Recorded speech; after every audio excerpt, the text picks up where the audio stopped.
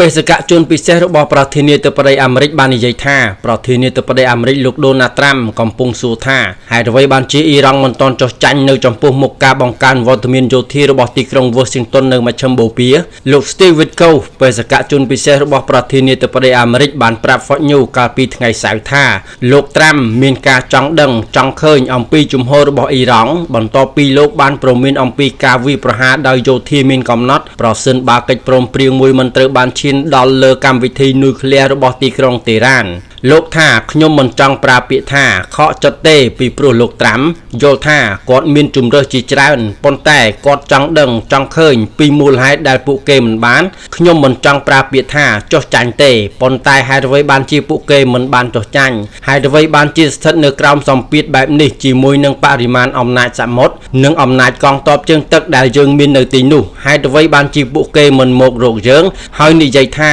យើងអះអាងថាយើងមិនចង់បានអាវុធទេដូច្នេះនេះជាអ្វីដែលយើងបានត្រៀមខ្លួនធ្វើហើយវាពិបាកក្នុងការនាំពួកគេទៅកន្លែងនោះណាស់នេះបើតាម BBC ថ្ងៃទី23ខែកុម្ភៈនេះសហរដ្ឋអាមេរិកនិងសម្ព័ន្ធមិត្តអឺរ៉ុបរបស់ខ្លួនសង្ស័យថាអ៊ីរ៉ង់កំពុងឈានទៅរកការផលិតអាវុធនុយក្លេអ៊ែរប៉ុន្តែអ៊ីរ៉ង់បានបដិសេធនៅក្នុងប្រទេសអ៊ីរ៉ង់ការតវ៉ាប្រឆាំងរដ្ឋាភិបាលបានធ្វើឡើងនៅតាមសាកលវិទ្យាល័យជាច្រើនកាលពីចុងសប្តាហ៍ដែលជាការជួបជុំលើកដំបូងក្នុងទ្រង់ទ្រាយធំបែបនេះចាប់តាំងពីការបង្ក្រាបដ៏សាហាវកាលពីខែមករាដោយអាជ្ញាធរដែលបណ្ដាលឲ្យមនុស្សរាប់ពាន់នាក់ត្រូវបានសម្លាប់រដ្ឋមន្ត្រីការបរទេសអ៊ីរ៉ង់លោកអាបាសអារ៉ាឈីបាននិយាយកាលពីថ្ងៃអាទិត្យថាលោកជឿជាក់ថានៅតែមានឱកាសដែលចំនួនអាចត្រូវបានដោះស្រាយតាមរយៈការទូតលោកបានប្រាប់ CBS News ថាអ្នកចរចាកំពុងធ្វើការលើធាតុផ្សំនៃកិច្ចព្រមព្រៀងមួយនៅក្នុងសេចក្តីអត្ថាធិប្បាយដាច់ដោយឡែកពីគ្នាកាលពី2ថ្ងៃមុន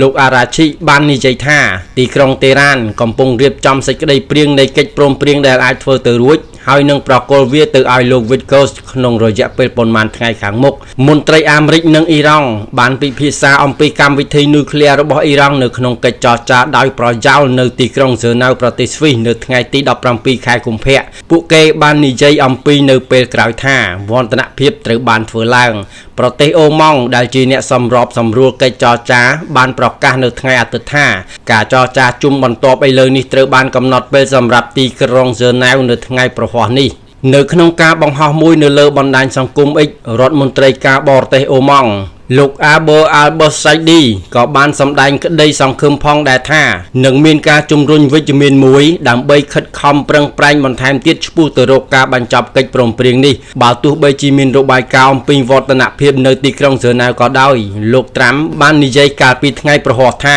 ពិភពលោកនឹងដឹងក្នុងរយៈពេលប្រហែល10ថ្ងៃខាងមុខថាកិច្ចព្រមព្រៀងជាមួយអ៊ីរ៉ង់នឹងត្រូវបានសម្រេចឬសហរដ្ឋអាមេរិកនឹងចាត់វិធានការយោធាឬអត់ក្នុងរយៈពេលប៉ុន្មានសប្តាហ៍ថ្មីនេះសហរដ្ឋអាមេរិកបាននឹងកំពុងបង្កើនវត្តមានយោធារបស់ខ្លួននៅជិតប្រទេសអ៊ីរ៉ង់និងនៅក្នុងមជ្ឈិមបូព៌ាដ៏ធំទូលាយមួយការដាក់ពង្រាយនេះរួមមាននាវាចម្បាំងធំជាងគេបំផុតរបស់ពិភពលោកដែលហាក់ដូចជាកំពុងធ្វើដំណើរឆ្ពោះទៅកាន់តំបន់នេះនាវាផ្ទុកយន្តហោះ SS Abraham Lincoln ក៏ត្រូវបានដាក់ពង្រាយផងដែររួមជាមួយនាវាពេជ្ឈឃាតនាវាចម្បាំងនិងយន្តហោះចម្បាំង